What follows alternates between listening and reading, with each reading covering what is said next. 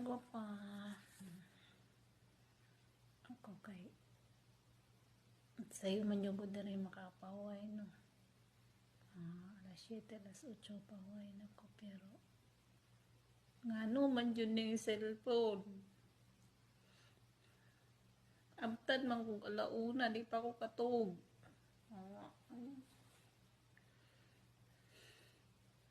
Tungod sa cellphone. Nag-abot sa trabaho, ini kamuntag. Apoy kay ibangon, kay bilar. May nagsugong magbilar-bilar, no?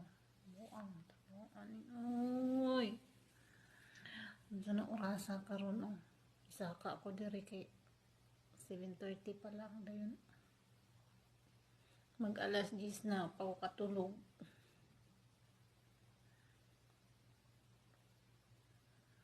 Sama na ay.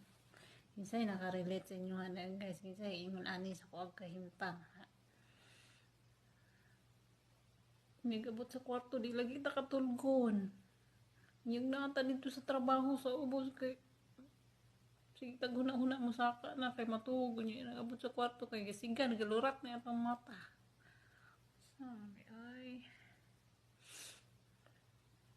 ganina kay gaduka kay ko niya saka ako kay dali-dali na kung guman akong trabaho no dali kong labay o basura kay di makasakag dali-dali niya kay nagabot diri sa kwarto kay di naman punta katog. Shout out diha na sa mga di katulog og sayo na ining kabuntag kay kapoy kay bangon kay bilar.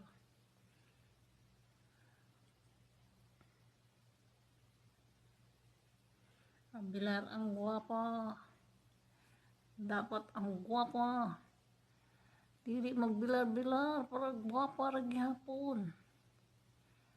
Pero baka nagbilar basta maggwapa ra gihapon ta ani. Magwapa gapon ta bisag piling lang. Basta kay naay gwapa. Mao ni resulta sa di katugog sayo. Magyama-yama na lang ta ning cellphone, mura ni